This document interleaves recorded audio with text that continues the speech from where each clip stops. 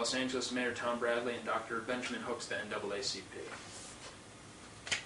Now, what's very important is the pentagram is an important symbol to Freemasonry. In fact, the Eastern Star, the women's group, their symbol is a pentagram.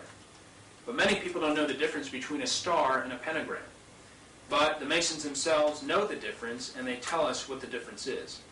In the book called The History of Freemasonry, it's written in 1891. This book was written by a series of 32nd and 33rd degree Freemasons.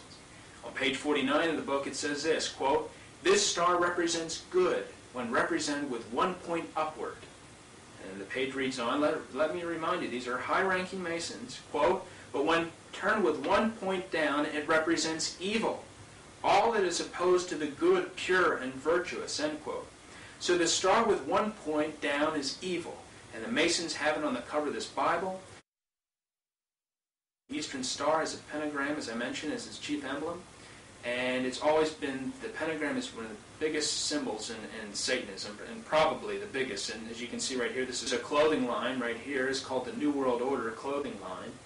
By the way, they also had, as you can see here, first of all, as a pentagram on the guy's side there. What's interesting is their advertisement, they talk about order coming out of chaos for the New World Order clothing line. The colors, again, are very interesting, black, red, and white, because they're the colors of the Nazi Party. And the Masons declared in their writings that the colors of the Royal Master Mason degree are black, red, and white. The Masons have created many groups, such as the Eastern Star, we've mentioned, has the pentagram for the symbol, the Demolay, which is for the young men of Masonic members, the boys. The Job's Daughters, or Rainbow Girls, for the young girls of the Masons, and Prince Hall Lodges for the blacks. And the Shriners are a special group of Masons made up of 32nd and 33rd degree Scottish Rite Masons and 13th degree or Knights Templar York Rite Masons.